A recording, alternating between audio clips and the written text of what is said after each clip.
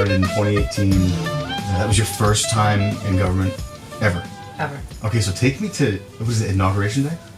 Did you have an inauguration day? No, we had a swearing in. Okay, so swearing in day. So, let's go before that. Yeah. To election day. Mm-hmm. Where were you?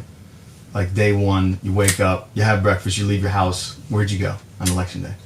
Well, election day, I got up and voted. Okay.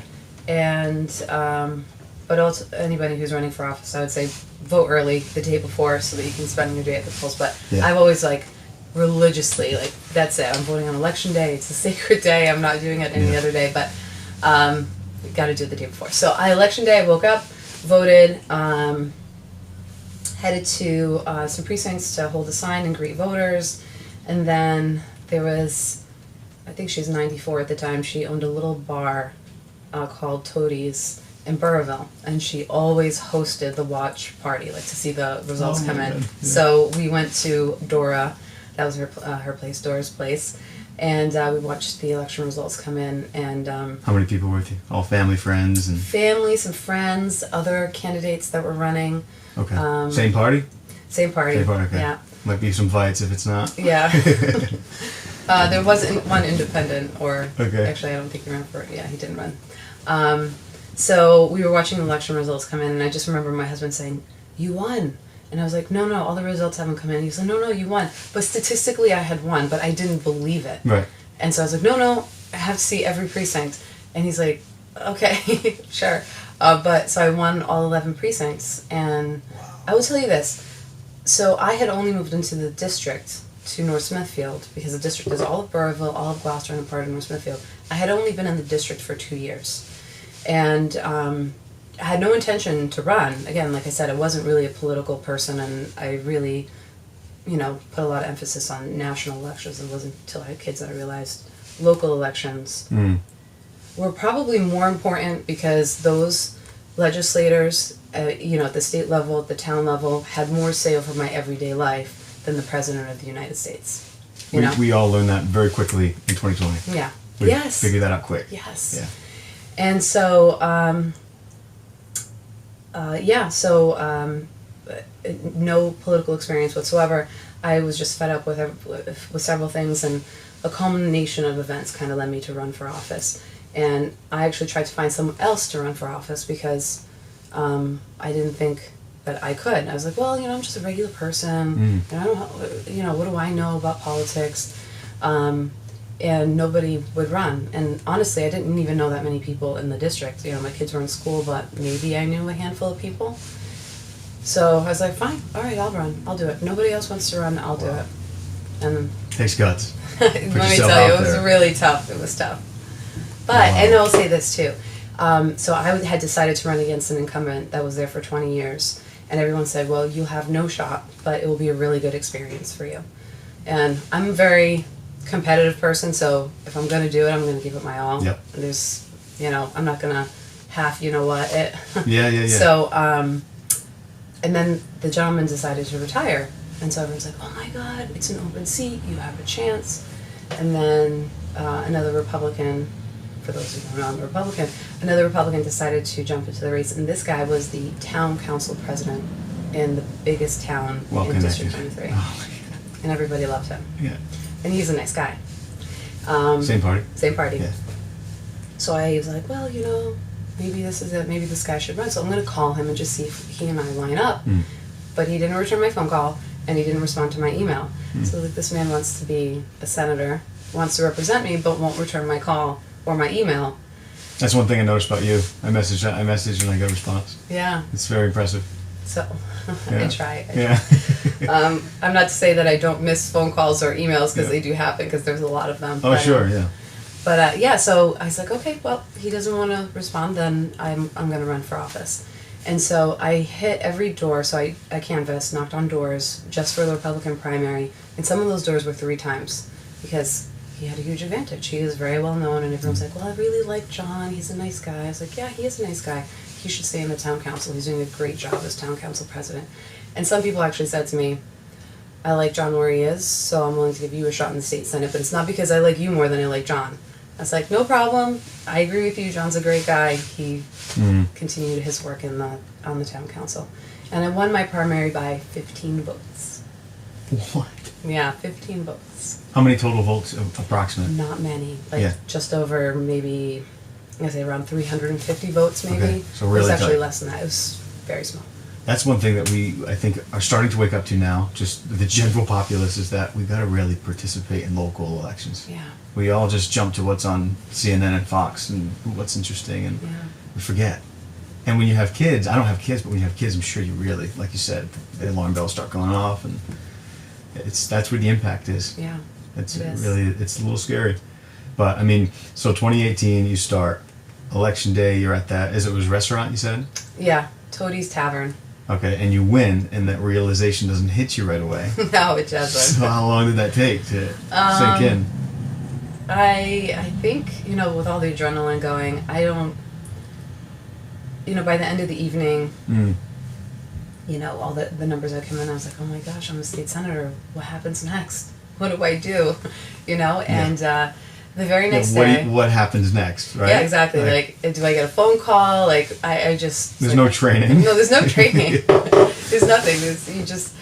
So, but I knew a couple of legislators that I would reach out to during my canvassing and Okay. as I was running for office to ask for advice. You know, do you think you know I should do this, or do you think I should send this mailer out, or you know, kind of like strategically, like they've won, so they know how to win. So I'm going to go to them and ask them, how did you win? How were you successful?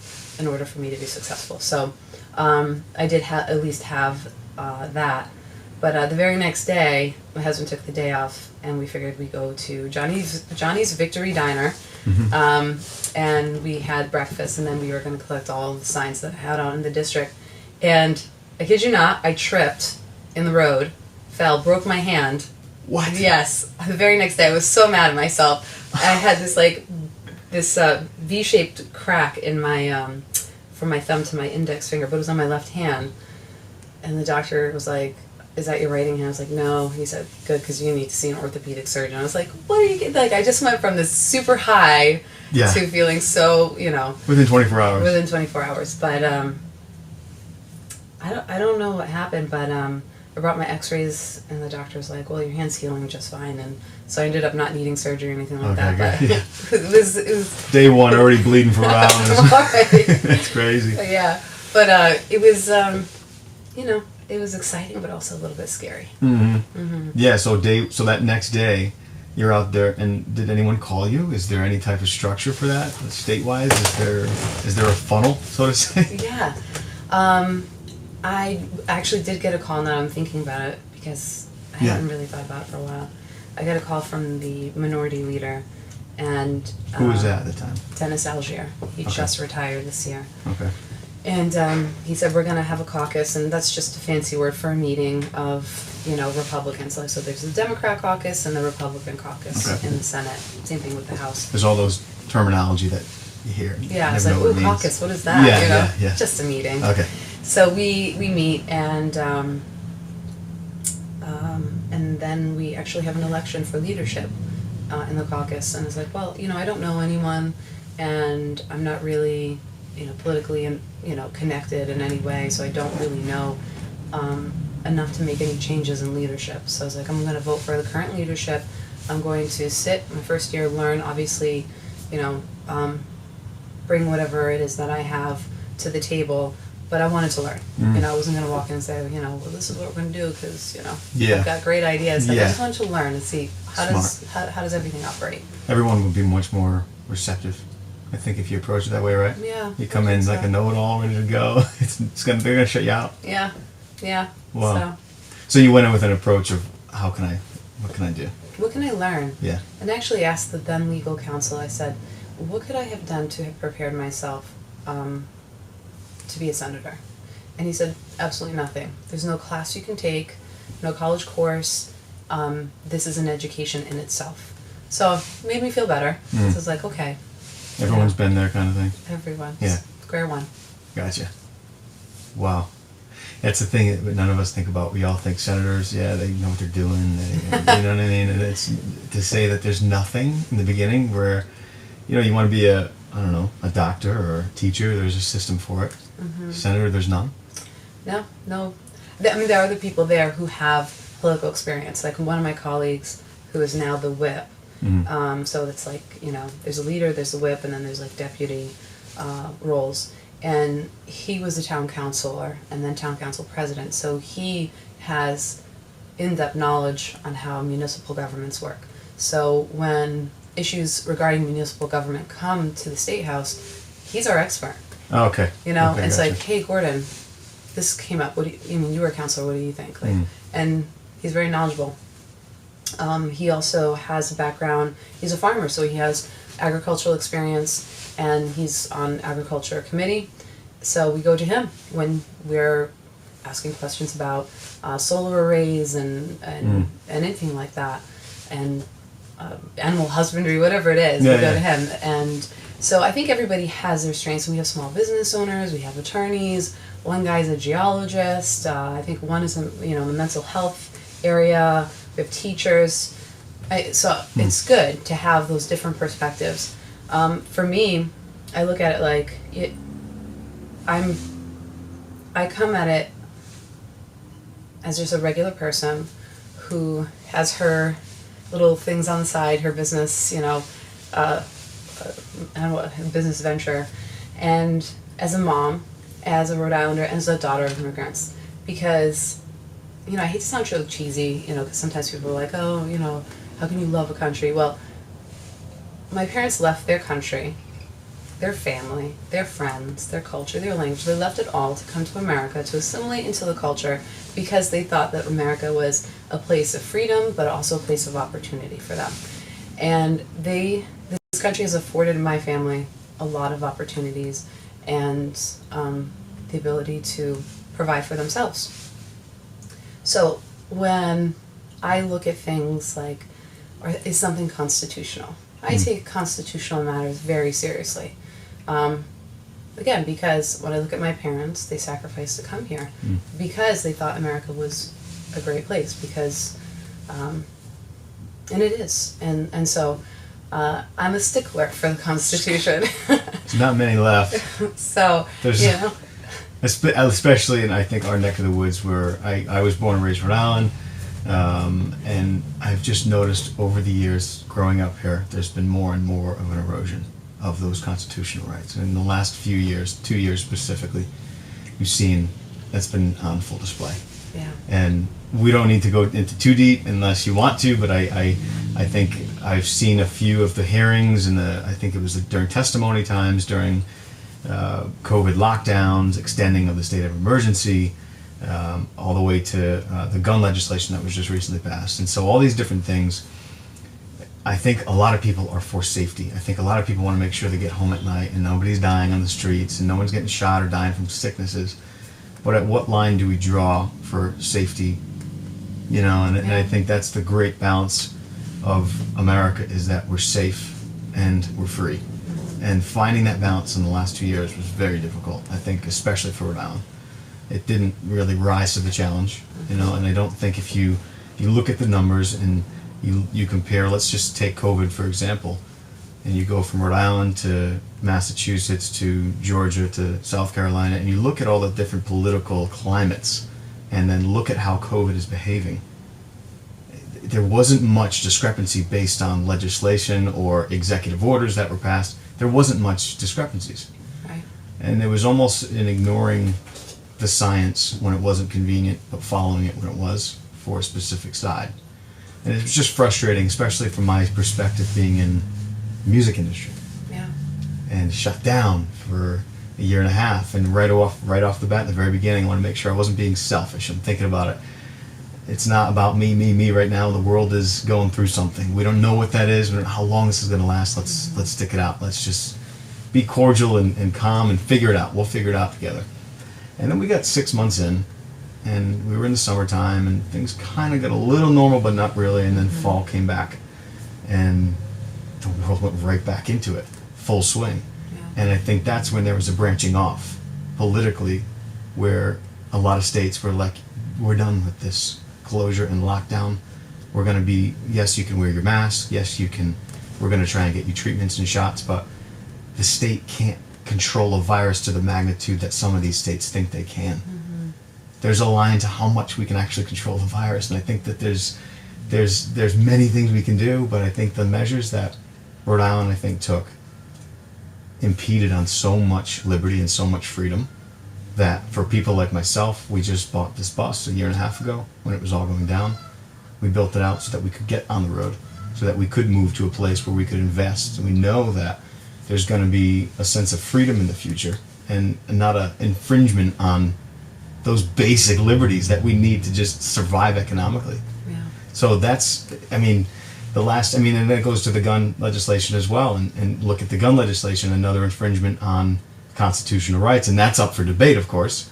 But from my perspective, what the big move in Rhode Island was to take the round capacity, the magazine round capacity, down from whatever it was to 10. And to me, I don't know how that makes Rhode Islanders safer. I don't know how that keeps Rhode Islanders safer. If somebody's going to commit a crime like a public shooting, they're not going to look at how many rounds they're allowed to have. They're going to find it. If there's one thing that's been proven, government can't control drugs, the prohibition, it didn't work. Right. So we got to figure out a way to address issues in another way than just trying to slap it out. It doesn't seem to work. And Rhode Island, I don't mean to rant on you, but I look at it that I'm really in a way fed up with the way that things were handled in Rhode Island for the last 2 years. Mm-hmm. And I love this place. I love it. And in a way, it really breaks my heart to say, I got to leave right now because I don't know what the future is going to look like. If there's another cold sickness virus, whatever it might be, what that's going to look like, who's going to take advantage of what. And so we're going to be on the road. We're going to go places like Tennessee, Florida, Texas, places that we know have been open. Yeah. And so it's just, as a Rhode Island senator, I hate to say that to you because you're working so hard to keep people here, to keep good things here. Yeah. And I don't know. I mean, like we take the gun legislation. What happened that night? Because it was a late night. I remember watching some of the films. Some of my friends were at the State House. And it seemed like it came out of nowhere. Yeah, it did. I want to just go back really quickly to the pandemic. Yeah. Because, just before we saw what was happening, I remember watching the news, and there was talks in China about China and this virus. And I even remember my husband going on Amazon buying some masks before the hysteria. So he's like, well, just in case. And I was like, all right, whatever. So we had a little box, maybe of like 50 masks or 20 masks, I don't know. We're not, medical professionals, so we didn't know that would do nothing. Yeah. But, we're like, okay, yeah, sure. And then I remember telling my husband, I'm not sending the kids to school for the next couple of days because the weekend's coming and there's this talk of this virus, so I'm just going to keep them home. And I did. And, you saw people dying in the streets in China, and of course everybody was scared. And so I think everybody was willing in the beginning to say, okay, yeah, 2 weeks to slow the spread, a couple of months, okay, yeah, until the summertime, sure. Like you said, there wasn't a lot of pushback because everybody was like, we just don't know enough about it, so let's be safe. Okay, that was good. I wasn't against that.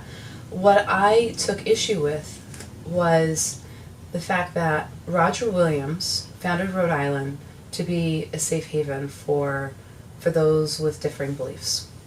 And he was excommunicated from the Massachusetts Bay Colony because of his beliefs. And so when he founded Rhode Island, he said, it doesn't matter what you believe, what you worship, who you worship, in Rhode Island, you can worship as you see fit. So we have the first Jewish synagogue in America here in Rhode Island. We have the first Baptist church in America here in Rhode Island. That was very unusual for the day because either you were a Quaker or you were, Puritan or whatever it was, and there was no mixing, So we have individuals in the state who, for whatever reason, felt that the vaccine was, not good for them because, they felt it violated their religious beliefs. And I'm reminded that during the smallpox pandemic, not only did we institute the vaccination through the legislature, not through executive order, and smallpox was deadlier than COVID. We did it through the legislature, through democratic norms. And not only did we allow for religious and for medical exemptions, we allowed conscientious objections. So if you objected to the vaccine for smallpox for those reasons, you could forego taking the vaccine. For any reason. For any reason. So it went beyond just medical and religious, but to conscientious. Because maybe you're not a religious person where you go to church, but maybe you're, you worship Mother Earth. And you feel like Mother Earth has, all the solutions for you, or, and so you don't want to ingest something into your body like that, or inject into your body. I don't even take Tylenol. Some people don't. I actually had some people tell me, like, I don't even take... But I'll take, growing up, we had vaccines. Yeah. If I'm really sick, need antibiotics, I'll take them. I'm not against it, but if I can go without it... And you want to go natural. Yeah. So I just take issue with, we abandoned constitutional norms, and then we abandoned the principles of the founding of this state, which was the right to self-autonomy, to exercise your religious beliefs and even your medical state. So that was the issue that I took, because I always say I'm not anti-vaccine, I'm pro-vaccine, but I'm anti-coercion. You cannot coerce individuals into doing something that they feel is morally wrong. Yeah. And when it came to the Second Amendment, and I know that sounds like radical, but like it should not be a radical thought, like idea. No. Some people say to me, "Oh, that's so extreme." It's not extreme. It's not extreme at all. And what's extreme is you fire healthcare workers because they don't have a vaccine, but then you have a shortage of medical personnel, so you ask them to come back during a pandemic. And at one point, at a state hospital, it didn't matter if you were COVID positive because they needed you so badly that they asked you to come back. So you would have COVID positive doctors? COVID positive individuals. Anybody in the hospitals? Yes. State hospitals. So state hospitals would be like Eleanor Slater Hospital, not Women and Infants or Rhode Island hospital things, hospitals like that. But we actually asked people to come back, and it was a slap in the face. So the science behind the previous infection shows you that, in many studies, that they were 6 times more likely to be able to defend against the virus, more protection, 6 times more protection than somebody with the vaccine. Now, I don't know how long and how much that's held up, but was there any conversation of previous infected people can also, with this vaccine card, which I thought was a little crazy too, but with that whole fiasco, why wasn't that also granted to anybody who has been previously infected? Because they're better protected. Yeah. See, that's something that should have been through the committee. You go through Health and Human Services Committee, and you bring those up, and you hash them out in committee, and then come to a decision. But we didn't have that opportunity, because we had one man make all the rules, all the decisions, and it was bad for Rhode Island. It was bad for the democratic process. Did you get any type of opportunity to talk to the governor? No. Any personal? No, we tried.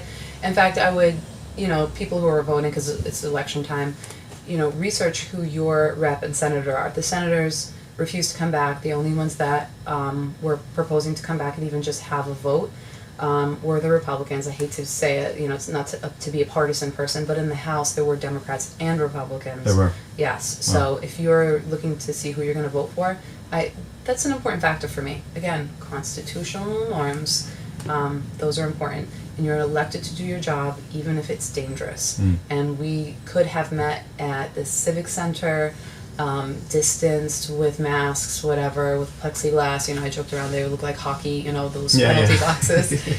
Like whatever it takes, we can meet. We can discuss these because it's important, and we're elected to represent these individuals in our district. And so when you take away the ability for us to represent our district, their voice is not heard. That's essentially what's happening. Is their voices are muted. They don't have a say at the State House. Moving to the gun legislation, boy, all the hot topic issues. Right in one. Yeah. But before we jump on that, oh yeah, go ahead. The conversations in between across party lines, because that's really where I'm interested. I'm registered unaffiliated, independent, and I think I really would like to think that's where we should try and get to as just Americans, to try and be unaffiliated, because if we are, it makes us more open-minded and less attached to a whole set of beliefs. But I gotta believe the good in people and humanity as a whole, that people are more willing to try and find a solution than let their ego run away from them.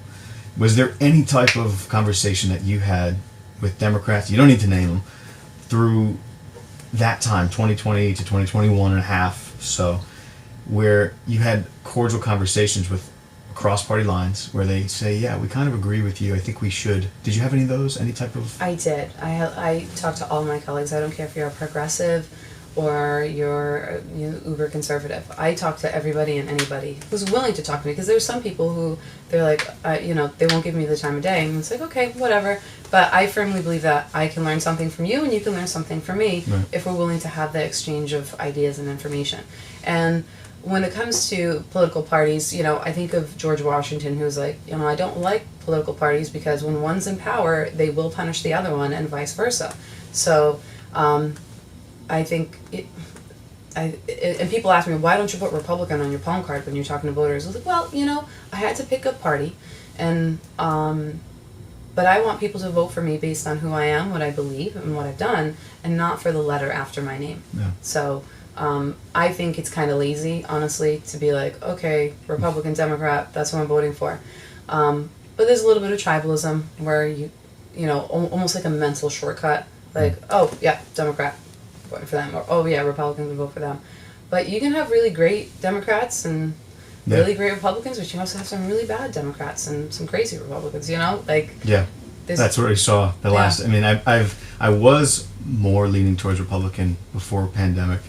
I started to come closer to the middle because you start to see a lot of like the far right stuff, everything from Q thing, the QAnon thing, and all that stuff. So you see all this conspiracy theory stuff that's really far out there on both sides.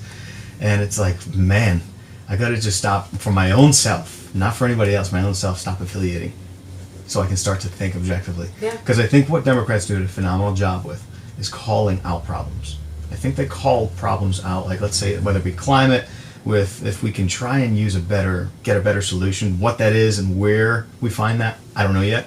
But I think they have good intentions as far as let's try and go green. Let's try and be safer. I think we want that for our younger generations, but I think where the confusion comes in is where the solutions are presented. And like for the gun legislation, we can jump on that, is yes, I think we've got a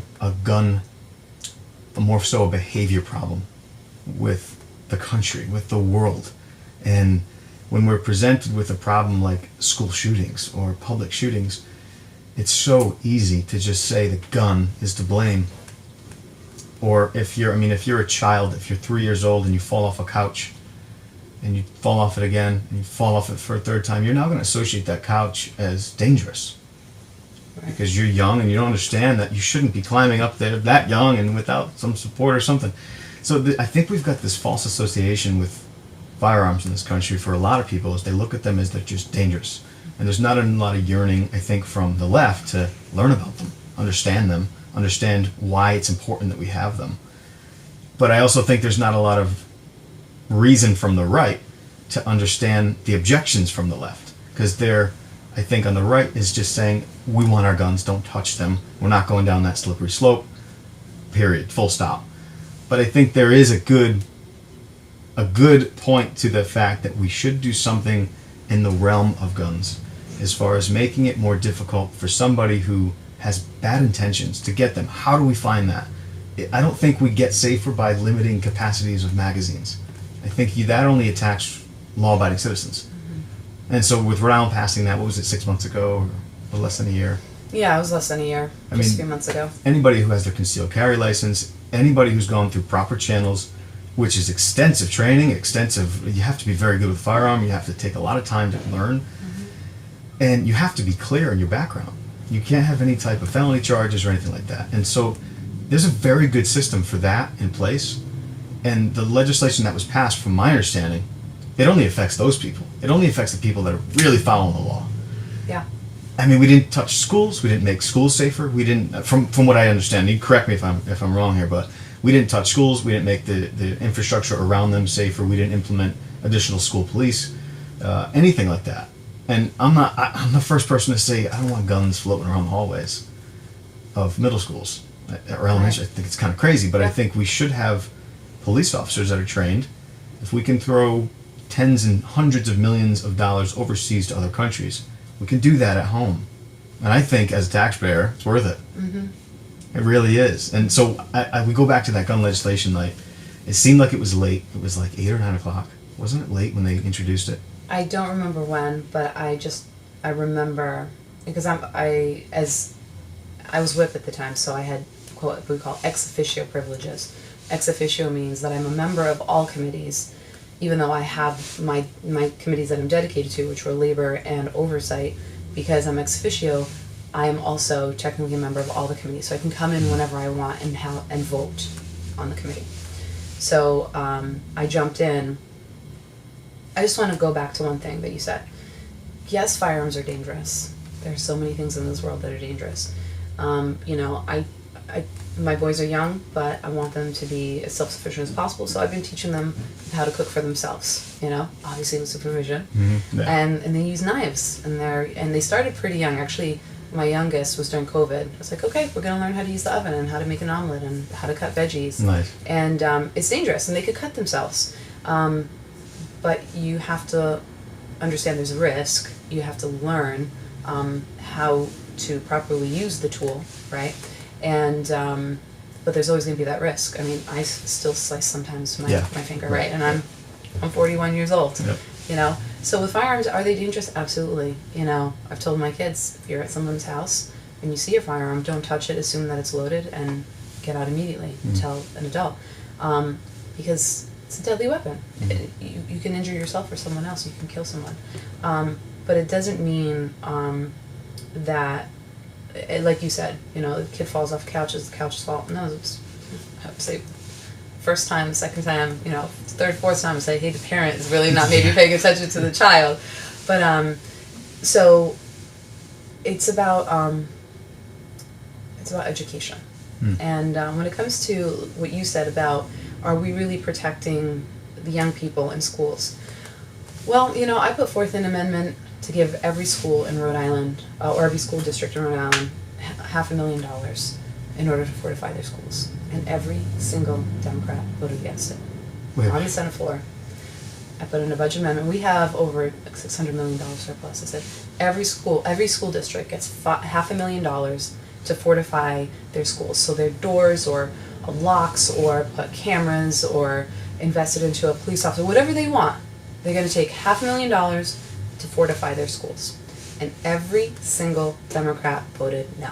It's that tribal. I mean, there's not one reason. It is absolutely that tribal in the Senate. The reason why it's so tribal is because it's so lopsided. And so for about 80 to 90 years, we've had a supermajority of Democrats. And so, when I talk to some of my colleagues, I'll give you one example. It was an issue on taxation, and I got up on the Senate floor and I was giving reasons why and statistics. And one of my Democrat colleagues came up to me and said, "Jess, you were so good on the floor. You were amazing, but you forgot to mention this, this, and this." I was like, "Oh wow, those are really great points." And then I was like, "Wait a minute, legit." I was like, "Wait a minute, you voted against it. You didn't vote with me." He goes, "Yeah, I got a call from upstairs, and they told me I had to vote with them. Otherwise, what?" Yes. So leadership will call their membership and say, "You have to vote with us, otherwise you're not going to get your legislation, or otherwise we're going to do this to you." And it's blackmail. It is what it is. But because there isn't a balance at the legislature, which is primarily, not primarily, because actually I was an unaffiliated voter for a very long time. When I registered to vote, my parents weren't yet American citizens. So when I registered to vote, the lady said, Democrat or Republican, and I said, what's that? What? You didn't know? I had no idea. All I knew is that my parents love this country, and it was like, I'm going to be a good citizen, I'm going to register to vote, I'm going to be, as engaged as possible, right? So the lady says to me, I guess she was frustrated, I don't know, but I just remember her saying to me, "Well, this state we're mostly Democrats, so you should just register as a Democrat." And I joke around with people and I say, I think my distrust for government was birthed at that moment. Yeah. And I was like, and I just remember having the conversation in my head, like, I don't know what that is, and I don't know what that is, but I know what an unaffiliated is. So I'm going to be unaffiliated. And I was for many, many years, up until, maybe a couple years or so. I can't remember exactly how long before the election that I was like, well, I vote mostly Republican, so I won't disaffiliate every time, I'll just be a Republican. So it is very tribal up there. I think if we had more balance, then there would be, a more honest exchange. Yeah. But unfortunately, we Republicans even put forth a budget amendment to suspend the gas tax because things were so expensive. I was like, families are really hurting. This is their money. The surplus is their tax dollars. We took too much. Let's get that back. every Democrat voted against it. Do they not want to give you victory? Is that why? It's just, it doesn't make sense, I because don't that's know. good for the people. Well, and then we also had an amendment for heating assistance for those who in the winter were like, there are going to be a lot of people who can't afford heating because the cost for groceries has doubled. Mine has. Mhm. I used to pay like $150 for a family of 5, and that was like, like putting aside like we're going to have like lasagna this night and I'm going to make pork chops this night or whatever. Yeah. And now I'm like $300. And then my heating is going to go up 40% in the winter. And my electricity is going to almost double as well. It's like, 40%. how are we going to afford this? Yeah. So let's put in more money into this fund for those who are going to be struggling this winter. Okay, I see. Yeah. All but one Democrat voted against it. One Democrat broke ranks to vote with the Republicans to give more heating assistance. So of course we didn't have the numbers, so that budget amendment went down. I don't understand. I hate to say Unfathomable. you have like, do you have people on the other side of the aisle that you know that without the oversight, let's say what's the committee? Is it called committee? Yeah, there's committees, yeah. The people where you said your friend that had received a call. What did he? Oh yeah, that Who was was that from? he got a call from leadership, so Leadership, Democrat okay. leadership. Like so I would be considered Senate Republican leadership, and then there's the president, the majority leader, and the majority whip. And then on the Republican side, because we're in the minority, we have the minority leader and the minority whip. Okay, so it would be like the majority.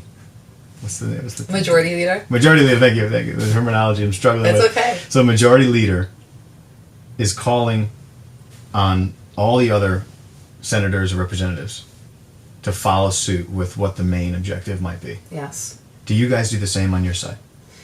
No. So if I want my colleague to vote a certain way, then I'm going to ask them to vote, right? If they're like, I don't know, then I'm going to explain why I think they should vote the way that I think they should vote, and provide data and facts and whatever it is to try to persuade them to vote a certain way. And if they choose not to, then that's their decision. And there's not, there's no punitive damages. There's no I'm not going to punish them, because that's not what we should be doing. It's not democratic in Yeah, any sense. no, It's not at tyranny. all. Yeah, so It's a form of that, and it's how is that something like that not illegal?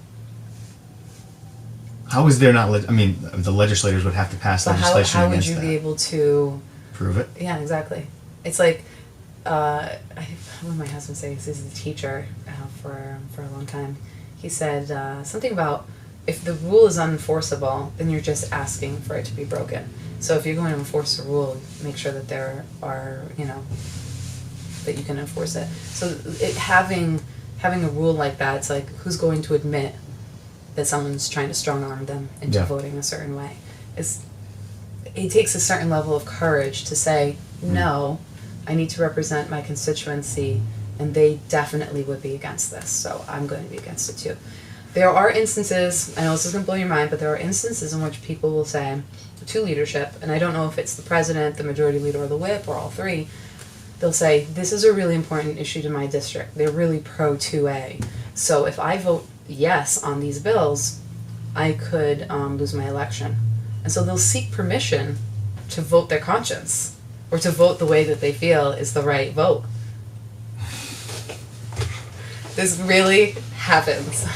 I know this blows people's minds, but if we had balance at the legislature, so that's why I say it's like, if you want to run for office and you're an independent or libertarian, most likely you won't win, because the third party, it's a very difficult task. I'm not saying it's impossible, it's very difficult to do. Run as a Republican, because your views probably more closely align with the Republican Party, and we need more Republicans or more independent thinkers, independent people. Are you trying to recruit me right now? Sure, we actually need someone running in Newport if you want to run. Well, in we have 2 a lot years, of we can friends. prep you. I mean, hey, the Newport district is, I think there was one guy that ran as an independent in Newport and did pretty well, and that gives me hope.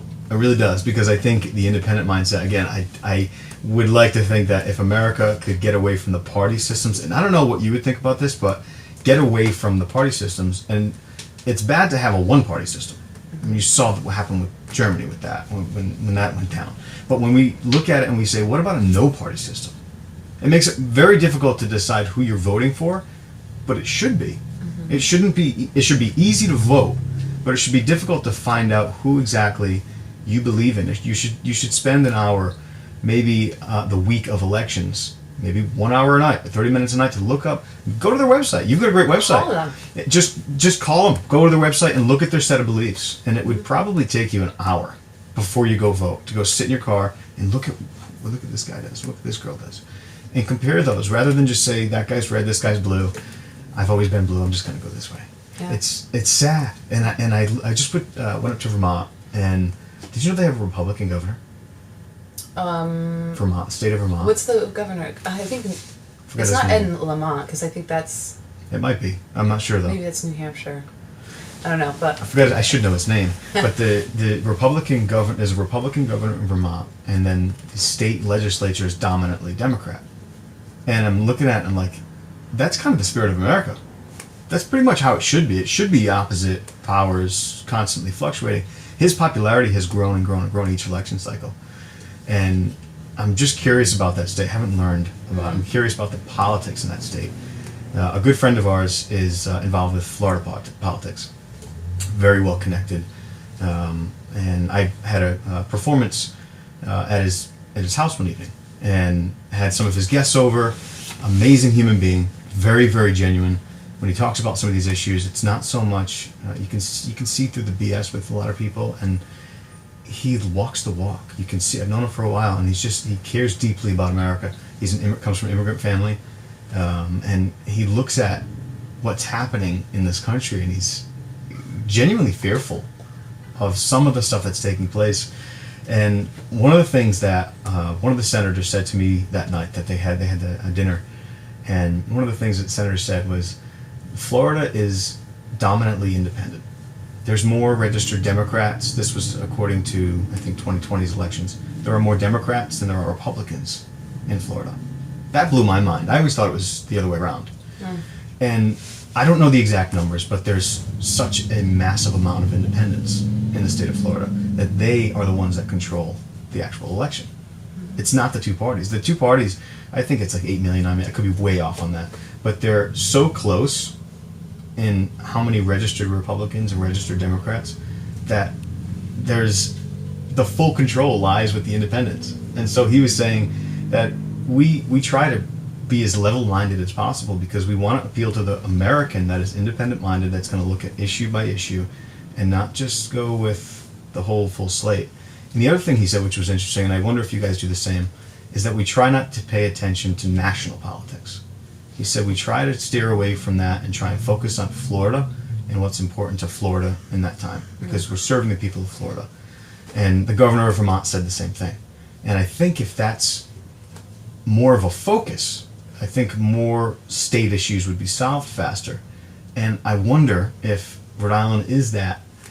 And I was thinking that for a while, and I kind of lost that belief, because as soon as the Uvalde shooting happened, that's when legislation in Rhode Island was passed. Yeah. And I'm looking at it like, yes, we should do something, but there's such a quick response to all the federal politics, all the national politics that takes place. I'm seeing here in Rhode Island, and I'm looking at it like, well, is that helping Rhode Islanders? Is the things that are being passed, is there more talk in Rhode Island about things that are happening here, or more talk about national politics? So we, as a state, when it comes to governor and the legislature, I just want your listeners to know that Rhode Island probably has the weakest governor in the entire country. And not that I'm saying, oh, Dan McHugh is weak. But constitutionally speaking, he's the weakest governor probably in the entire country. The person who holds the most power in this state is the Speaker of the House. So people think, oh, governor, most powerful executive. It's the Speaker. He's the most powerful person in the state. And he drives a lot of the legislation and policy that is adopted here in this state. Not to say that the governor doesn't have powers, because he does, but just so you know, there's a... I had no idea. Yeah, that's just the way our Constitution was made up, kind of like the checks and balances thing. So there are actual more powers granted to the I wouldn't say more power, but the Speaker of the House is the most powerful person, because Wow. He really, I would say, controls the budget. So the governor gives his proposal for the budget, but the speaker is like, nah, taking this out, I'm going to put this in. And the governor say, I worked with the speaker and we came up with this, you know. Is that just Rhode Island? Or is that? I don't know about other states, because honestly, Oh, like when you say, do people pay attention to national politics? When reporters ask me about national politics, I'm truthful when I say I am laser focused on Rhode Island politics. Do I pay attention? Sure, I catch things, but there are so many issues in Rhode Island. Yeah. Like, I only have so much space, you know. I'm gonna say like ROM or whatever bandwidth. Yeah. You know, and I am trying to do my best. Yeah. For Rhode Island. So yes, national politics, that's happening, and but I'm not going to get in the nitty-gritty of national politics. I'm trying to get into the nitty-gritty of what's happening here in Rhode Island. So, and like those other states that you mentioned, we have more registered unaffiliated voters in Rhode Island than Democrats and Republicans. Republicans are teeny tiny majority. Yeah. Minority. I even say super minority in the state. So, yeah, when I canvass, most of my voters are unaffiliated. Wow. But I'll talk to anybody, and I knock on everybody's door, including Democrats. We call the soft Democrats and hard Democrats. So the soft Democrats could go maybe, either way. Vote for Republican once in a while, and then there's those hard Democrats that, 99% of the time, they're not going to give you the time of day. But So what are some values from the Democratic Party that you carry? That you believe in, that you would look at and say, yeah, I agree with, maybe I don't agree with the approach or the way they're going, presenting a solution, but anything, environment, weapons, anything. I think the Republicans get a bad rap for environment, but I think that Republicans care about the environment just as much as Democrats do.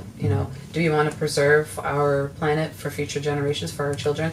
I live in North Smithfield because I like the green space. Mm-hmm. I like the hikes with the kids. Do I want to destroy the environment? No. But I think, like you had alluded to earlier, which is, I think we care about the same issues, but we believe how to fix them. We go about it differently and believe differently. But I think, we all care about kids and kids' safety at schools. I think that we should fortify our schools and make schools safer. And they think we should just ban firearms. Well, then it's like, I don't think that's the solution.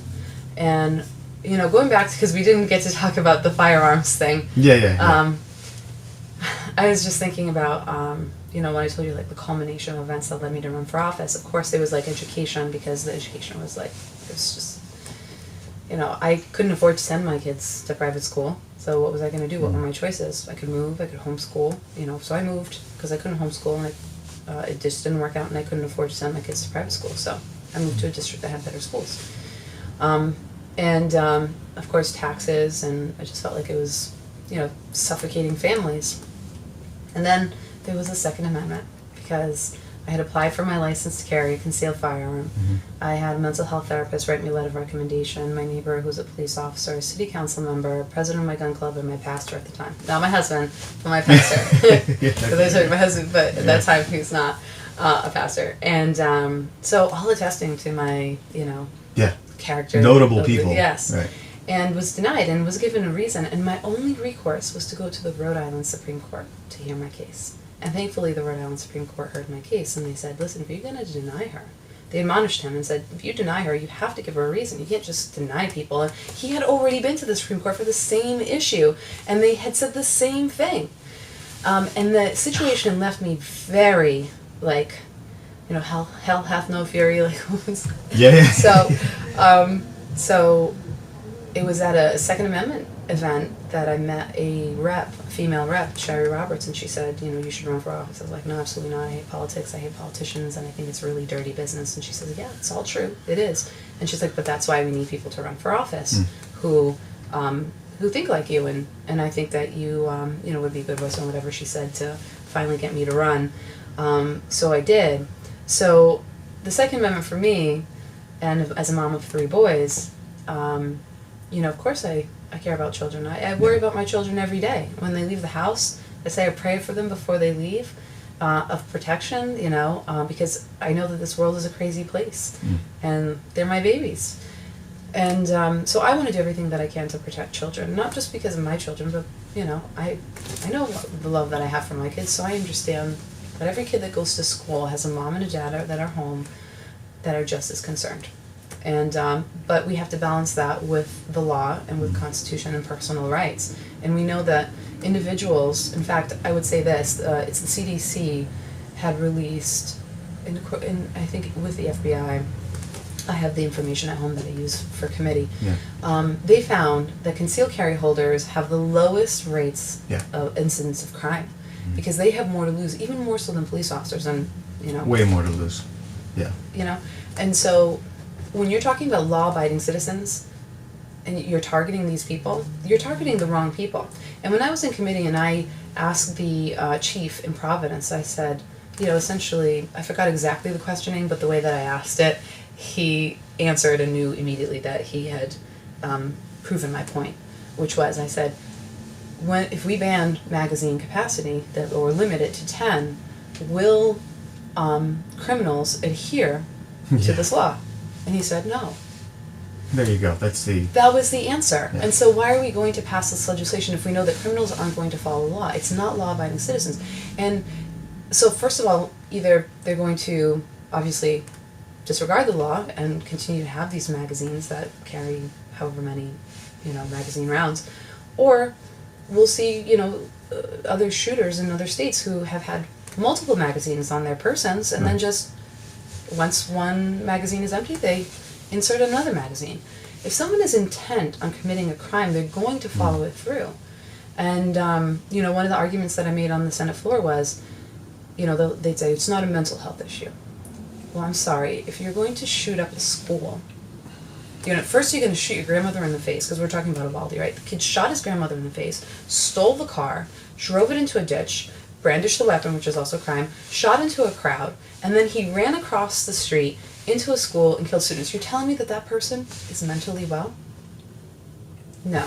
You cannot tell me that that person is mentally well. And we know that in other instances, police have been called, you know, other shooters to their home multiple times, and they're like, oh yes, we're familiar with this person because of instances, you know, they're called to their home for domestic disturbances, and then, you know, I mean, the list goes on, and you know, my record, it's forever up on Capitol TV on the state legislature's website. So people, if you know, want to know where I stand, they can watch those videos. But that night, I hate to be so long and so. You're not long. I know you said you have a kind of tight. You had a busy day. My mom just had surgery, so I got to go check on her in a little bit, and you know, got some other like campaign stuff going on. But I don't want to keep you too long, so you're 12:30 right now. Just let me know what you're thinking. Yeah. Thank you. But there was. I'm going to use an example for another bill, and it's another controversial bill, and it's not to really discuss how controversial it was, but there was a vote, and it was on the expansion of Roe versus Wade, so allowing abortion up until the moment of birth, and controversial bill, and in committee, the Senate version came and it was shot down, and we were like surprised and overjoyed, because a lot of people thought it just went too far. And we're like, wow, this is going to be great, because the House version is identical, so we already had a no vote, and no one's changing their vote, so we know that this bill's going to die. But because leadership knew that they didn't have the votes in the Judiciary Committee, they had decided to, seconds before another up or down vote, to move it to a different committee. It had never, ever been done before at the State House. So because they didn't have the votes, they moved it to another committee, and it sailed right through. So they subverted the process in order to get their way, which is undemocratic. And so when the gun legislation came up, I will tell you that I was whipping votes on the Democrat side, be like, hey, your district, they will not be happy with this legislation. Oh, I can't do it, I have to vote with leadership. I was like, you have to think about your election and your constituency, and you have to, and so. I know a lot of Democrat friends that either hunt or go shooting for fun, and they're very law-abiding people. Yeah. Oh, man. And so, you know, like usually you would whip votes in your own caucus. Yeah. But I'm trying to whip votes, you know. Yeah. So whip votes. It means that you're just trying to get everybody to vote a certain way. Okay. Okay. So that's You gotta whip them, you know, Yeah. into shape. That's what I thought it Yeah. was. Okay, that's where it comes from. Yeah, Okay. I mean, imagine it's like you're gonna whip and, you know, Yeah. whip the votes. So, you know, and my colleagues are doing the same, and we're trying to, and they're like, no, and then finally, you know, the vote comes, and the bill dies in committee. And What is it? How does it die in committee? How does that work? the votes, if you tie a vote, Yep. it dies. The rules in the Senate say you cannot bring back the same bill for a vote. You have to wait till the next year. So committee being a meeting, you had a meeting and there was what, show of hands kind of thing? How does that work? So committee, you have a yes or a no vote. So in the Okay. committee, these are the individuals that sit through, you know, judiciary and listen to the hours of testimony that come in. So experts and people from the public. And the committee is 9 people. And we had, we knew that we were going to lose, I think it was 4 to 5, no, 3 to 6. But then I was going to come in, and that was going to make it 4 to 6. Actually, no, I think it was, I forgot exactly how it was going to work, but because I had ex officio and I had voting privileges on the committee, I was like, I'm going to come in and vote. So we had Democrats and Republicans on a no vote. And then we knew that their leadership was going to come in on their ex officio privileges. So in the end, what happened was it was a tie vote, and a tie vote is dead. You have to have at least win by 1. And so everybody was excited, and you should have seen the gun guys. They're like, yeah, and they were cheering, and they didn't bring up the other vote. And I was walking out, they're like, we did it, and I was like, guys, I was here for the abortion vote. And they pulled some really, you know, underhanded stuff to get that bill passed. I said, the Senate version, or was it the House version, is still alive. We only killed 1 bill. So that was for the House. So they were identical. In order for us to pass a law, we pass it in both chambers, and they have to go through both committees. Got it. Okay. So we've got a Senate bill, we pass it, we send it to the House, they send it to a committee, and they pass it, and then we pass it on the floor, and then they, you know, we pass our Senate version, and then they pass their House version. If they both pass, then and the governor signs it, it becomes law. So much work. So much work. So much time and so much preparation. time, yes, yeah. Jeez. So we'll be like, oh, this is identical to bill, blah, blah, blah. And it's like, we've already debated this, so we won't debate it again. And my vote was no, so it's no again, you know. So everyone was excited, and I was like, remember the abortion vote? They pulled some underhanded stuff, and it passed that night. Mm-hmm. And some of the people, you know, weren't as excited because they're like, yeah, I remember. And others were like, we did it. I was like, oh, do not celebrate. This is premature, very premature. So they decided to use a rule to move a bill from a committee to the floor if it had already been heard. And the rule was used improperly. And we tried on the Senate floor to prevent the bill from a vote. And so that night we had some people from Zambrano Hospital, and I had stepped out of the chambers to say goodbye to those individuals. And so Whip Rogers, or he wasn't actually Whip at the time, but Senator Rogers stood up and objected. Mm-hmm. And then someone came in and was like, you have to come right now, you have to come right now. So I went in because we had a vote, and the Senate president would not allow Senator Rogers to state his objection. And so they took a vote, and 2 members were away. One was on a business trip, one was at his son's wedding in France. Yeah, how do they vote if they're not there? You can't vote. You can't do by phone? No. So, yeah, so the senators that were there, it was such a close vote, and so they prohibited Senator Rogers from objecting, and thus being able to take a vote on removing that piece of legislation off of the calendar. Why would they prohibit him to vote? Because it's not really a democratic process. What other reason, like from their perspective, is there any potential reasonable explanation behind why they would prevent him? Simply because they have the power, they will use the power, and because they can. And so then right there on the Senate floor, the Senate president says, well, we're going to move it to, you know, number 25 on the calendar, and we had 60 bills on the calendar that night. We're going to move to bill 25 on the calendar, and you have X amount of minutes to prepare all your floor amendments. So it's like, okay, so we're I gonna. remember watching this part of it where it was just like they were rushing you guys. Yeah. It was very, very quick. So I turned around to my legal counsel, it's like, all right, put in this amendment, do this amendment, and then Gordon's like, do this amendment, and we're like trying to throw amendments at our legal counsel, who's like writing as fast as he can to get this information down to legal counsel, so legal counsel can draft the amendments. Mm-hmm. You know, some of the amendments were like grandfather clause for those who already have high capacity. Right. You You're know, making air quotes. Yeah, high capacity 12 What round, is that? It's 13 like, round. I mean, it's an arbitrary number. It's like, how do you come to the conclusion that it's high capacity? Like, your definition may be 10, my definition may be 30. Right. You know? Well, then what happens then is like our family, we have guns, and so we're looking at it, we're saying, if you have an 18 round mag or a 12 round mag, you are now automatically a criminal. Mm-hmm. I mean, we've gone through significant training, courses, you name it. Yeah. And now all those need to be disposed of, or we face, what, jail time? Is it jail time? What's the punishment Yeah. for? The Attorney General says that he's not going to, and I don't believe anything they say, he says that he's not going to seek out individuals that have high capacity magazines. But if they happen to find that you have it because they're there for a different reason, then they will charge you. And Yeah, the law's the law. I mean, the law's they the can- law. So, you know, if you're having a party at your house and it gets a little loud and, you know, your neighbor gets upset because they want to sleep and they call domestic disturbance in and say, hey, my neighbor, and they come and they happen to see a firearm, I'm like, oh, hey, let's see. If you have any other firearms in the house and they happen to find a magazine, guess what? Somebody just called because, you know, you were noisy and found that you have magazines, and what comes into a simple complaint turns into a felony charge. Jeez. So, I mean, you take into account the banning of anything above 10 round mag. So that means we now have to get rid of them.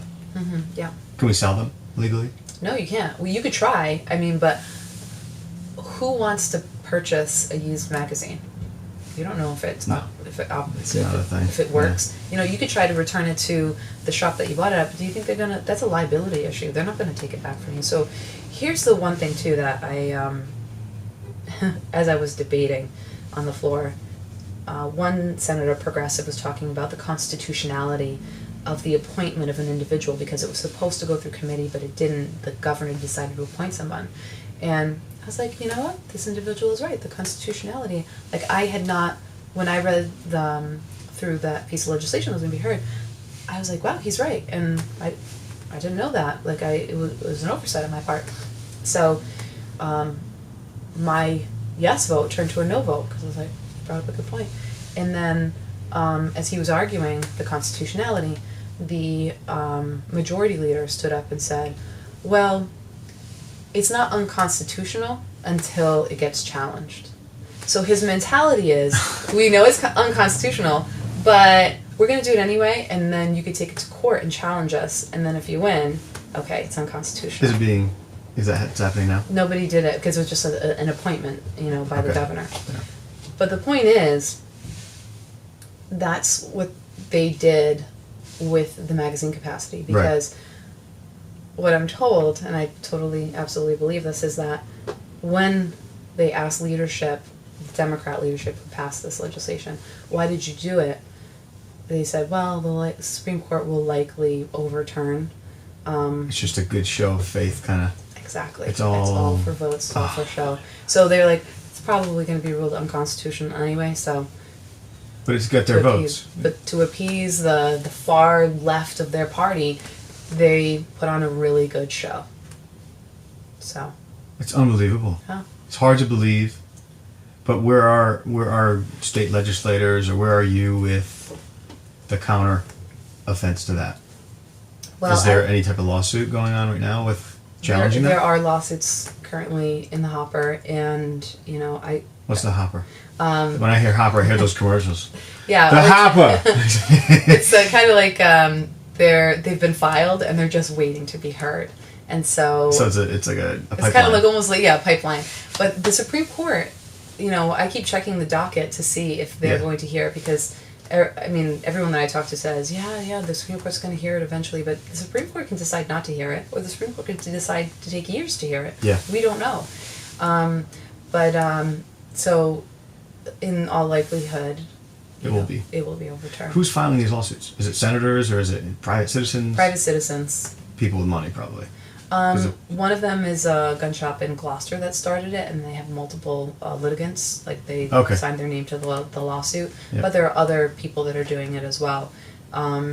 So it's possible that, they could all kind of be like lumped together. Yeah. And heard. But Class action, is that what that would be? yeah, something like that. So one really quick thing with the firearms was we drove to Nashville for a show, we drove to Austin, Texas for a show, and then we did one in Miami. It was a very long drive. And on our way from Austin to Miami, we were crossing over the line from Texas into, I think that's Louisiana, I want to say. My geography is, I think it's Louisiana. That's right. All you got to care about is Rhode Island, right? I don't even care, just Rhode Island. But I think it was the next state over, and as soon as we get across, we stay in a hotel, wake up the next morning, and I've talked about this before, but we're in our car, we have a white Chevy Equinox, and my girlfriend and I were sitting in the front seat, and all of a sudden in front of us, like maybe 30 yards, there's these two characters, you could call them, very, very like ripped clothes, not looking too sharp, really like shaggy looking. It just something didn't seem right. And I'm not one to judge a book by its cover, but when something doesn't seem right and you feel the energy and you see they're acting weird, they're yelling at each other. As they're getting closer now, we're parked, curbstone hotels in front of us. And so there's like a sidewalk, and they're walking down the sidewalk right towards us, right in front of us.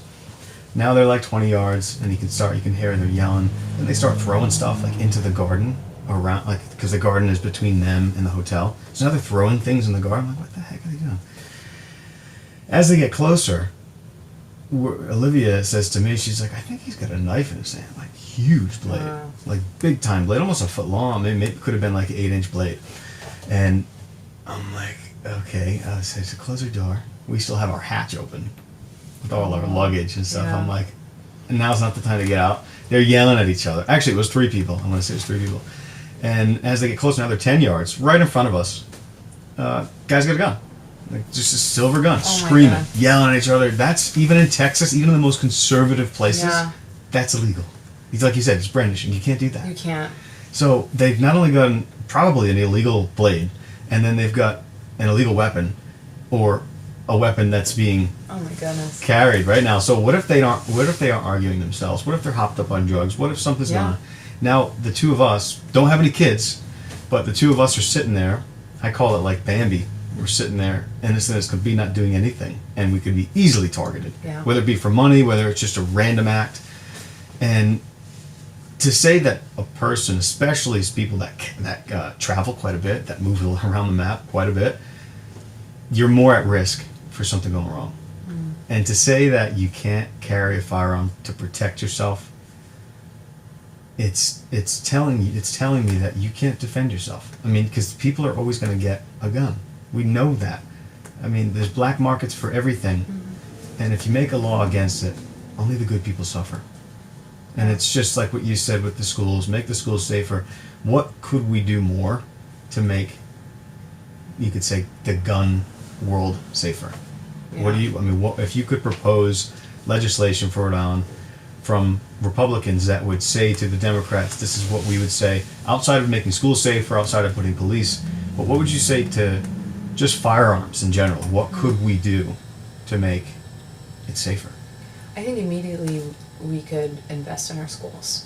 And, as a mom who brings her kids to school, because those things are on my mind, I think, how can I make the school safer? And I'm like, I could probably do this, this, and this. And then you hear stories of things like, well, the back door was propped open, So there needs to be consequences for protocol that's broken, because those broken protocols can lead to some serious consequences, in the form of injuries or death. So we need to protect our students in the schools. So if that means, cameras or entryways where, you walk into the school, there's an area in which, you meet the receptionist, but you can't leave that area, right? You can't progress to the next hallway. Whatever it is, because some schools are older, so you need to be more creative. Some schools they're being built. We can make sure that they're, state of the art when it comes to safety. I think that having an ROTC officer at each school is a good thing, because they're trained to, and they would be trained with children, not with necessarily adults, because they'll have adult training, but for how to handle adults, but how to, if they see something that's off, to let the social worker know, or the school psychologist know, to say, hey, I see these patterns with this child, and it's not, because the schools already do that, but not necessarily for crime, but if a teacher sees something like Johnny's not taking a shower, and he comes to school and he smells really bad, and he can't focus, and he's a little bit antisocial or whatever it is, like they're gonna let the school social worker know, and then they'll investigate. Is he being abused or neglected? What's going on? Is the family suffering from homelessness or whatever it is? They're gonna try to figure out so they can help the family. So those are important things, because we're seeing that these young, starts young, mostly men, right? It's boys. I haven't really seen women do this, although I'm sure there are. Yeah, right. I haven't seen any. And ascertain whether or not they have a mental health issue, and then I think that we need to have intervention in place for these individuals, like services. We do not have enough medical providers here in Rhode Island. Yeah. And that comes from hospitals to CNAs and nurses to mental health professionals. If you want to see a mental health professional, it's going to take you a while to see one. Just get in line.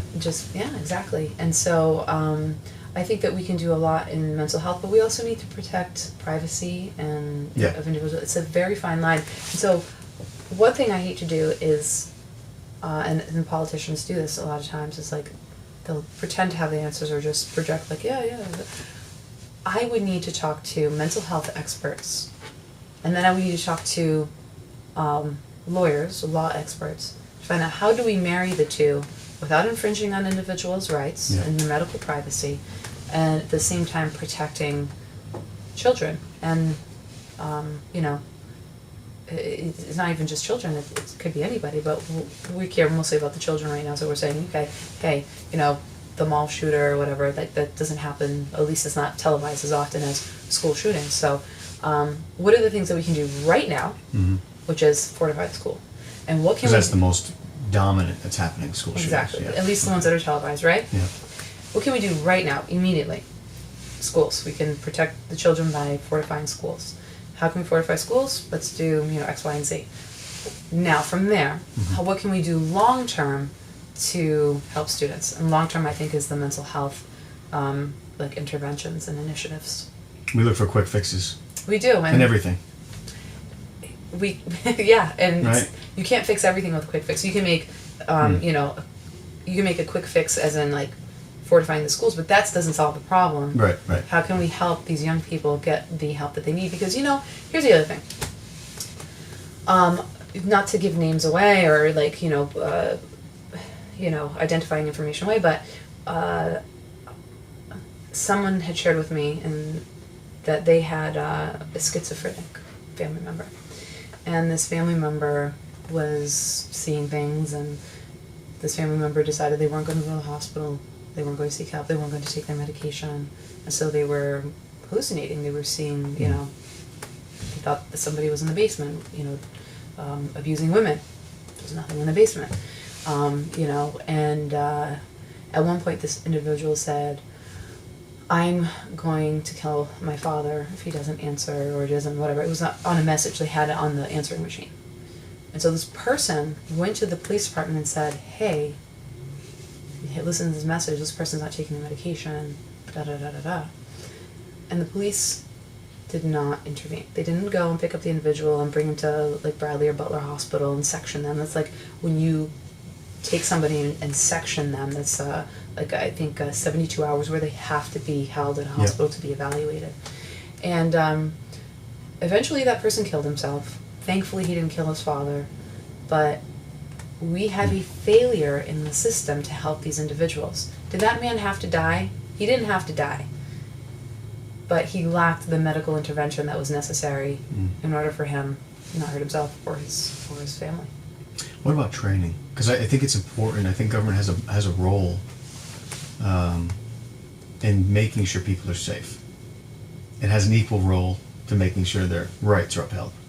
But what could we do? And I think and I'll just give you one of the ideas that I've come across, is that we all have our driver's license. Mm-hmm. We've all had basic training on how to operate a motor vehicle. Mm-hmm. Why isn't the same done with firearms? And not that it's mandated in the sense that you have to go to a state building to do it, but gun shops could do it. Gun shop owners could do it.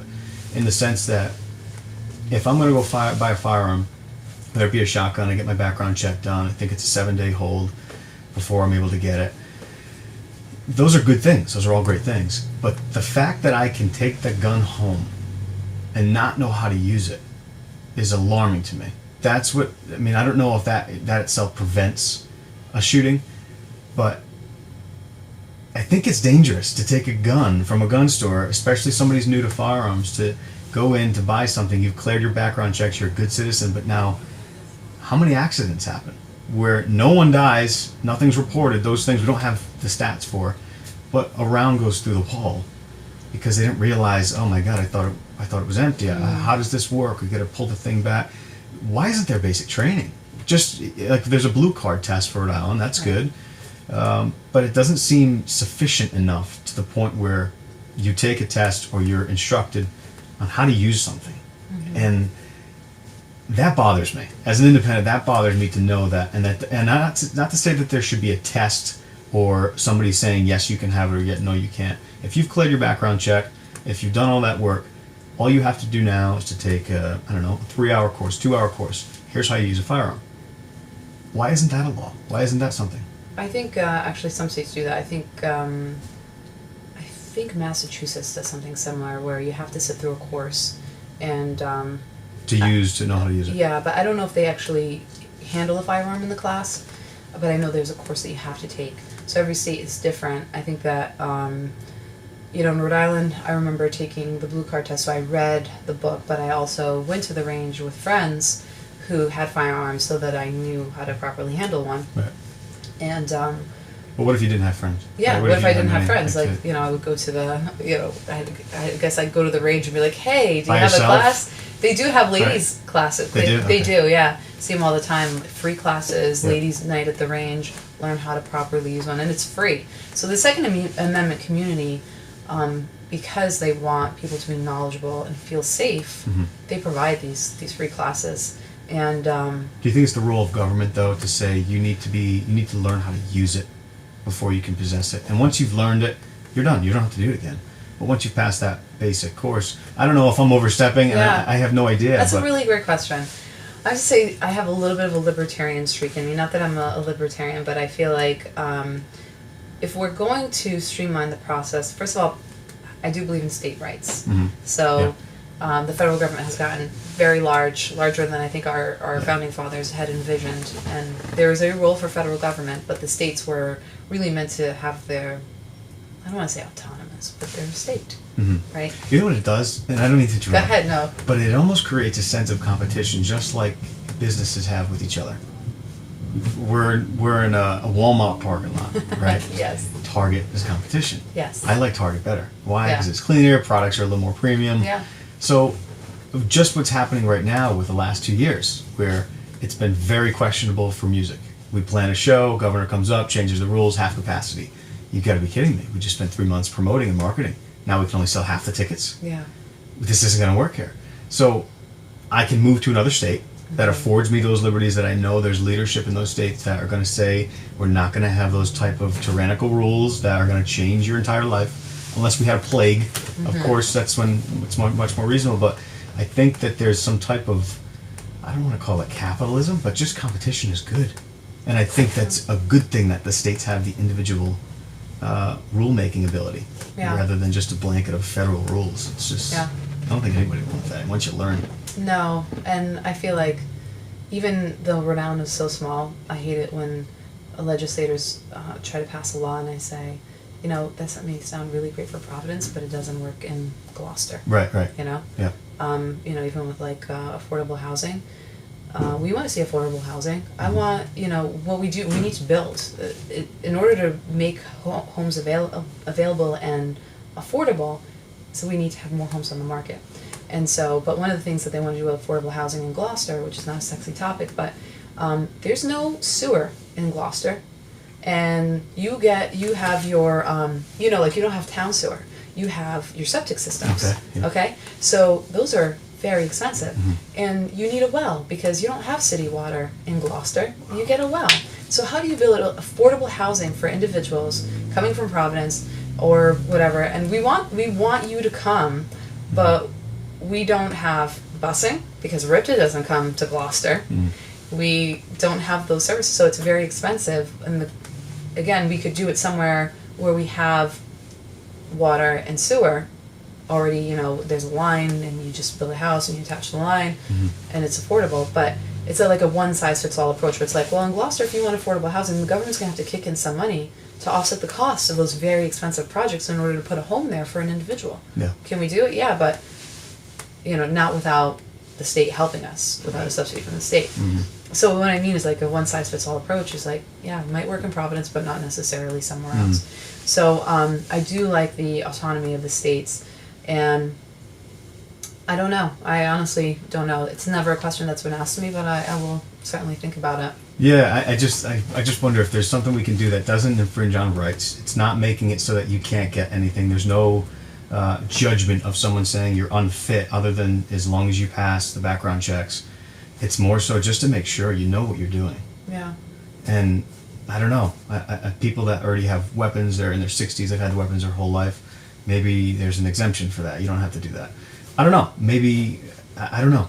I just think there's got to be something that just makes it safer for the user to start. When you're starting to use it, there should be some type of direction for it. And then beyond that, who knows? I loved what you said about how you don't like to just jump to what you think a solution is. You'd want to consult this idea or many ideas with lawyers or people that understand the Constitution. Experts in their field, Yeah, because we could have ideas all day long, but then somebody who knows something might say, hey, look, this is why this is bad. Yeah, exactly. One last question for you, because I know you got to run. Yeah. Why is the Electoral College only applicable at the federal level and not at the states? That's a great question. Probably because they'll call it unconstitutional. Like, let me give you an example. Actually, I'm going to put this bill in next year, and it was ruled unconstitutional, but in order for it to become law, it has to go to the voters on a referendum, so the voters would vote on the ballot. Okay. Yeah.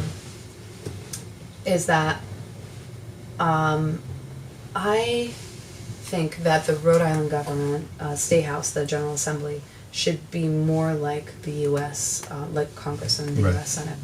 In that, right now, senators represent a certain number, like a population.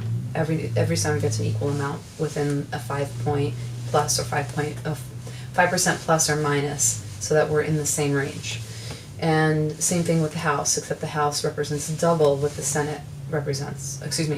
Half of what the Senate represents. So I represent double of what a rep would represent. So I have actually 4 reps in my Senate district. Got it. Okay. So a senator has more weight than a House representative. You would think so, but I don't want to say weight. We have more people to represent, but if I'm being honest, again, because the speaker is the most powerful, the reps probably have a little bit more power than the senator. Okay.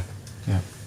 If I'm looking at it, the way that legislation is decided, a lot of it comes because the speaker and the Senate president agree, and of course they bring the governor on board, and usually they're, of like mind. So I think in order to bring balance to Rhode Island, I think that the House remains as it is now, where it's by population. So, and the Senate would be more like the U.S. Senate, where regardless of your population, you get one senator. Or, well, in the U.S. Senate, you get 2 senators. In Rhode Island, you get 1 senator. So I represent Burrillville, Gloucester, North Smithfield. But if my law were to pass, then Burrillville will get 1 senator, Gloucester would get a senator, and North Smithfield will get a senator. It wouldn't just be 1 senator for those 3 towns. Foster would get 1 senator. Right now, Foster's senator represents 4 towns. And instead of having 3 senators from Providence, you would just have 1. So Providence wouldn't have more of a say than Burrillville or Gloucester or whatever. So instead of having 38 senators, we'd have 39, one for each city and town because they would be equal in the Senate. Mm-hmm. But in the House, there are more reps for Providence because there are more people in Providence. Mm-hmm. And there were fewer for North Smithfield because there were few people in North Smithfield. So you like that for the House, but not for the Senate. So we would mirror the Capitol, where we would Got have... it. In DC for the main thing. Okay, Exactly. gotcha. All right. So Rhode Island gets 2 senators, California gets 2 senators. Mm-hmm. We obviously are very different in size and population, but we have we have an equal voice in the Senate. But in the House, California has like 56 reps, Mm-hmm. and Rhode Island only has 2. But because of population, they have more of a say in the House. And the way that I learned, and I could be wrong, is that, you know, in the House, it's whatever the issue of the day is, right, or the time, where there could be lots of, you know, passions and flares of, you know, whatever, of fights or whatever. Yeah. And but when it comes to the Senate, that's where it comes to cool down, where cooler heads prevail, where there's more thought to it. Why is that? I don't know, but that's just the way it's been. And I think... Less people, maybe? Maybe because there's Maybe, less? and also because they have 6-year terms. So they're not really thinking about their re-election every 2 years. They're thinking, like, what's really good for the country. 100%, that's it. Yeah. So I think Okay. with the Senate should be the same thing, but also then, because our senators are 2 years and our reps are 2 years, maybe the Rhode Island senators should be 4 years, so they have that, hey, bring it to the Senate, let's really think about this. Is this really a prudent measure? Does this really help Rhode Islanders, or are we doing this because politically it's good for us? So, and I think that actually would, I know, if we were to pass it, it would bring a lot of balance to the legislature, because we would increase our numbers of Republicans or independents or whoever wants to run, and balance it out with how many Democrats are in office. Right. Well, it seems I did like a bad job explaining that, but I'm glad I tried it here, because No, I'm that's going all to try to explain it on other radio Practice. shows if they have me. And they're like, hey, Senator, what's this about? No, I got it. I mean, in summary, you just want to make it mirror what's happening in DC. Yeah. You want every city or every town to have equal representation. Yes. And then in the House, it should represent more so of the population. So you Right. have more for Providence. That's what's bothered me a little bit about just the state levels, is that you have a governor serving, and basically everyone in Providence controls the governor of Rhode Island. Right. So everywhere else, there's almost no say. Right. It's kind of crazy. And it's almost like the Electoral College, I think, is a good thing, because you get people from far-reaching all yes. corners to have a voice. Yes. And why is that not part of the state level? Is that a lapse in judgment in our founding fathers? No, I think Why wasn't that applied? because states have autonomy and they can choose how to do their elections. I see, okay. So, but nationally, I think they have it right, and like you said, it gives the voice to the little guy. You know, Rhode Island, people want to say, I want to abolish the Electoral College. Well, Rhode Island would be completely irrelevant if we did that. Completely, yeah. Like, don't even bother. And most people don't even bother with Rhode Island anyway, because we only have four electoral votes, excuse me, not Yeah, two. yeah. 4 electoral votes. So it's not like, you know, Rhode Island's a big deal. You would make us even more irrelevant. One of these days, though, it's going to come down to Rhode Island. We're going to be the Hope last. so. Well, you know, it's like, I think this is a field where I don't know, there's not a lot of genuine people in politics. And you strike me as someone who's very genuine. I follow you on Instagram. Oh, thank you. I see a lot of the stuff that you're putting forth, and it's you know, whether we agree or disagree on something, I get the feeling it's genuine. You're doing it because you love your country, your state, your family, your friends.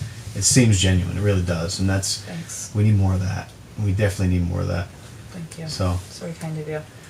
when are you running for president? Never. Hey, you said you'd never Although, run for. I know, right? but my youngest son is always like, Mommy, you should be president. I'm like, I'm so glad that my son has so much faith in me. You know, my 10-year-old, that he thinks I should be president. I'm like, I love you. I love it. Well, Yeah. hey, if we can get you to DC, my gosh, in any capacity, Yeah. any thoughts on that? Well, I almost ran for Congress, and Mhm. I decided not to. So, but I have said, you know, because I just never thought I'd run for office. If you had told me, I literally would have been like, you're on crack. Because I'm Yeah, not running yeah. for office, you know. But here I am, and people ask me, "Do you like it?" And I said, "Well, I feel like I'm effective," and I didn't realize how much I would enjoy advocating for the other side. Like, just because we're small doesn't mean that we should be ignored or that we have crazy ideas. And I like, one of my colleagues said, "You're the voice of reason." I was like, "Thank you, I appreciate that." I just want to have an honest debate about things. Let's put it on the table, and let's be honest, and whatever's best, let's go with that. So I've enjoyed advocating for the people in my community, and I won't close the door if it's the right time and something does, an opportunity presents itself. Maybe I will, but maybe I won't. I'm not sure. Yeah, a lot of work We'll to be done see. here. I know, and you know what? I'm looking at these candidates and they're raising like $4 million or spending, millions and millions. I'm like, I'm just a regular girl, like I'm just like, trying to get my kids to school in the morning, make sure that they're fed, eating healthy, and I'm not, big CEO or anything like that. So, but, I'm a regular person. I represent regular people, and I think that our voices have been ignored. So Yeah. Election day. What is election day? November 8th. November 8th. Get out and vote, people. Thank you for spending time with me today. Really appreciate it. Thanks for having me. All right. See ya. Are going on a run. There's no rules, just say whatever comes to mind. Thought-provoking conversations with good people. Yeah, that was awesome.